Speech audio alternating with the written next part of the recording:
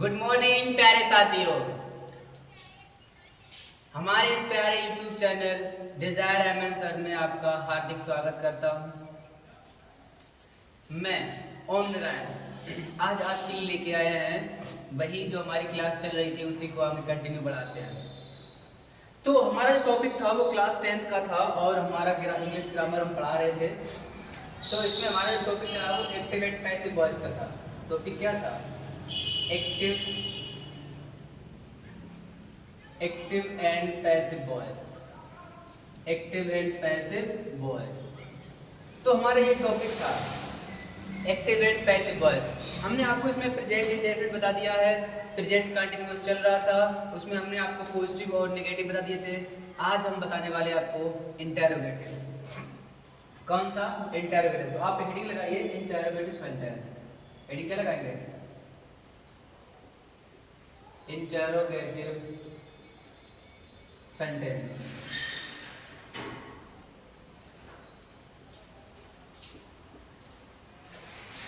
तो एक्टिव में हम देखो इंटेरोगेटिव सेंटेंस बनाने के लिए सबसे पहले हमें जरूरत पड़ेगी हेल्पिंग वर्ब की। तो मैं आपको बता दूं हेल्पिंग वर्ब इसमें क्या होगी। तो हमारी हेल्पिंग वर्ब हमारी जो प्रेजेंट कंटीन्यूअस थी is, am, are plus verb की फर्स्ट फॉर्म। वर्ब की फर्स्ट फॉर्म में क्या था? आईएनजी। इसको पैसिव में बनाने के लिए हम क्या यूज करते थे? इज बी, एम बी और R B.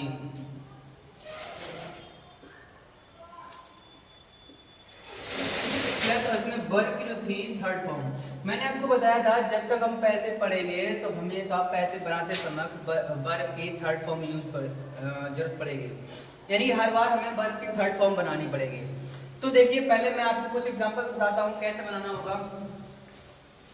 Example number first, जैसे मैंने लिखा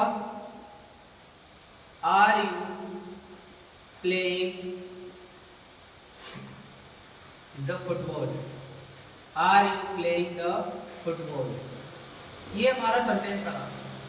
यानी कि हमने बताया था इंटेरोगेटिव, यानी पिछली क्लास में हमने बताया इंटेरोगेटिव जो होता है वो दो प्रकार का होता है। इंटेरोगेटिव जो होता है वो दो प्रकार का होता है। एक तो हमारा कौन होता है, जरा मैं आपको बता दूं। एक जो होता है वो हेल्पिंग वर्ब से शुरू होता है। किससे शुरू होता है? Helping verb. और दूसरा जो होता है वो क्वेश्चन वर्ड से शुरू होता है।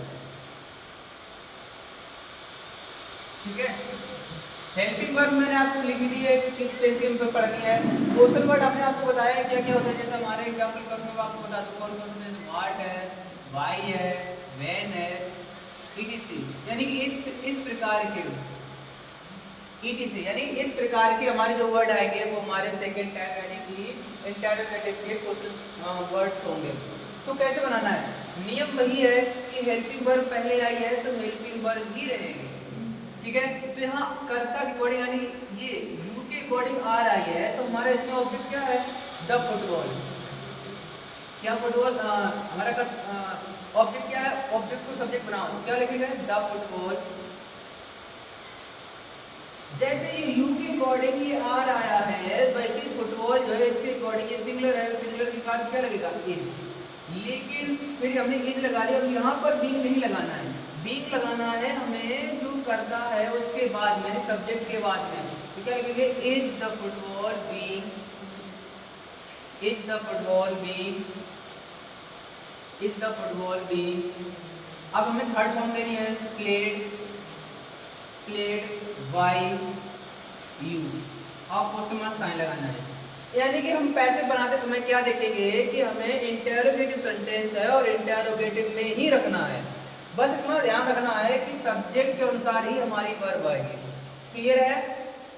दूसरा देखते हैं, जैसे मैं लिखा is she cleaning her room. Interrogative style. तो हम शुरू कहां करेंगे? हर रूम से। हर रूम से। यहाँ पर देखो सी के अकॉर्डिंग क्या आ गया? एज आ गया। वैसे हम क्या लिखेंगे यहाँ पर? हर रूम। रूम जो है वो हमारा सिंगुलर, सिंगुलर अकॉर्डिंग क्या आनी चाहिए? एज। क्या आनी चाहिए? एज। तो लिखेंगे एज हर रूम। फिर क्या करना है? बीइंग लिखना है। बीइंग के बाद थर्ड फॉर्म, क्लीन की थर्ड फॉर्म क्या होती है? क्लीनेड। क्या दिया है क्लीनेड, फिर क्या करेंगे y और c का ऑब्जेक्ट जो होता है वो होता है हर और इंटररोगेटिव साइन। क्लियर है? क्लियर है? जरा बताइए, समझ में आ रहा? ऐसे थर्ड एक और सेंटेंस लेते हैं, जैसे मैंने लिखा am I reading the novel, reading the novels। तो स्टार्ट कहाँ से करेंगे? The novels. लेकिन हम देखेंगे द नोवेल जो है वो हमारा सिंगुलर है, और सिंगुलर की बॉडी क्या आएगी हमारी? इज। क्या आएगी?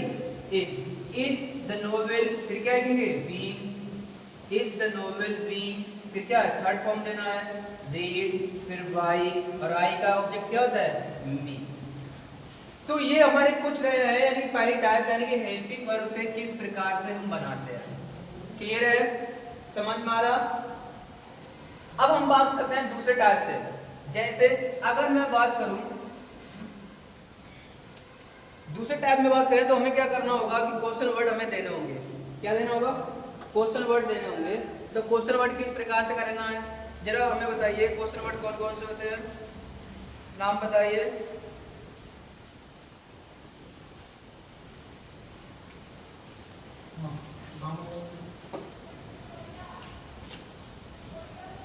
चलिए अब देखो हम दूसरे टाइप्स, यानी कि हमारा हेल्पिंग वर्ब हमने आपको बता दिया। इसके बाद हम बात करते हैं क्वेश्चन वर्ड की, यानी कि क्वेश्चन टाइप है। जैसे अगला मेरा सेंटेंस है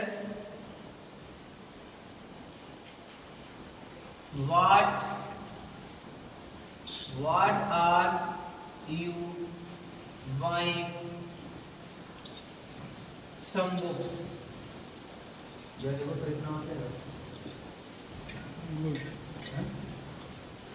ठीक है, तो देखो हमारे यानी कि क्वेश्चन वर्ड क्या होगा, यानी क्वेश्चन वर्ड से यूज करना होगा। तो सबसे पहले में क्वेश्चन वर्ड ही दिया जाएगा।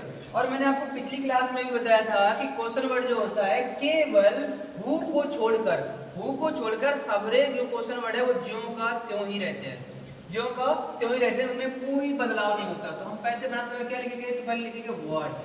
क्या लिखना है? व्हाट। अब ये आर आ गया है, यानी इनके यू के अकॉर्डिंग आर आ गया है, लेकिन हमारा ऑब्जेक्ट क्या है? Some books. क्या है? Some books. हमारा ऑब्जेक्ट क्या है? Some books. लेकिन जैसे भी तो बुक्स जो है वो हमारी प्लूरल है, तो प्लूरल के साथ हमारे क्या होता है? प्लूरल वर्ब आती है, यानी कि are. What are some books being bought by you, bought by you। तो हमारे क्या बनेगा? What are some books being bought by you. Clear है? ठीक है, आगे देखते हैं जरा। अगला लिखा मैंने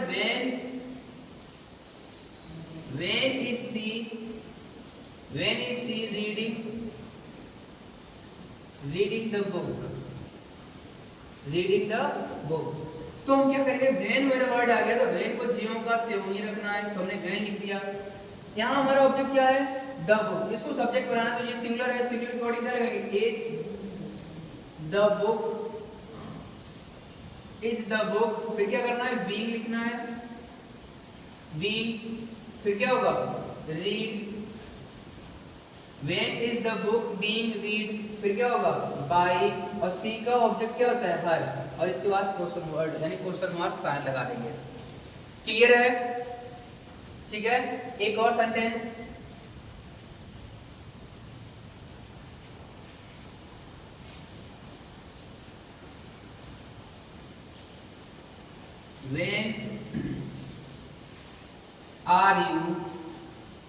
when are you eating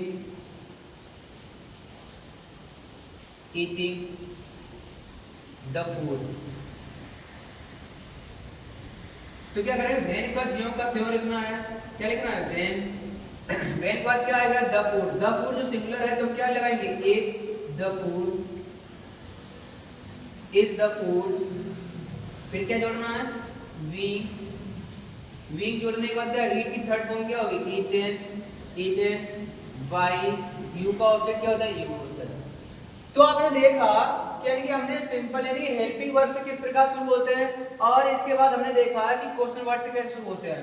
और इसके बाद सबसे खास जो होता है वो हमने आपको बताया है कि वो होता है यानी कि हमारा क्वेश्चन वर्ड टाइप्स, यानी कि हम कहें हु, जैसे अगला सेंटेंस सबसे इंपॉर्टेंट, आप इसको मार्क करके कर लीजिए, सबसे इंपॉर्टेंट हु से ही होता है ज्यादातर। अगर कहीं भी कोई वो पूछेगा एग्जाम में, सबसे ज्यादा अगर पूछेगा इंटरोगेटिव में तो हु ही लेगा। तो हम जिसे बताएंगे who is calling her, who is calling her, who is calling her. तो हम बनाएंगे कैसे, हु को चेंज किस में करते हैं जरा बताओ जरा, वाई हु में, किस में चेंज करते हैं, वाई हु।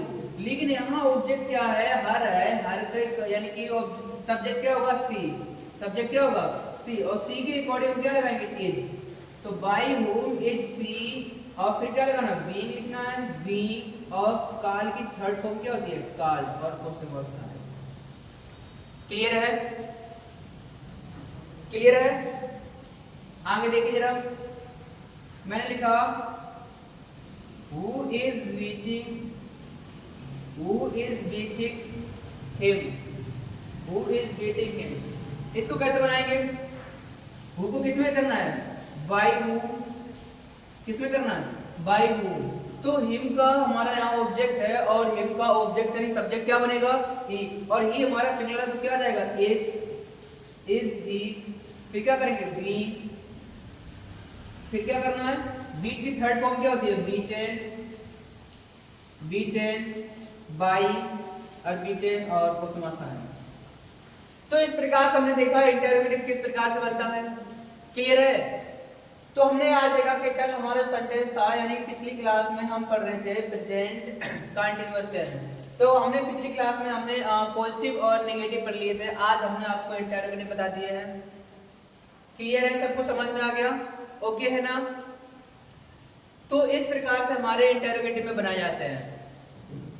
और आज के लिए क्या करते हैं, थोड़ा समय कम होने की वजह से आज हम क्लास को यही छोड़ दें। आज हम सोचा था अगला टेंस पढ़ाएंगे, कोई दिक्कत नहीं है, अगला टेंस हमारा कल से होगा, ठीक है। कल सभी लोग साथ में जुड़िए और सभी को शेयर कीजिए, हमारे चैनल को लाइक और सब्सक्राइब कीजिए, ताकि और शेयर भी कीजिए ताकि बाकी बच्चों को भी मिल सके, ठीक है। आज के इतना ही, थैंक्स फॉर वॉचिंग।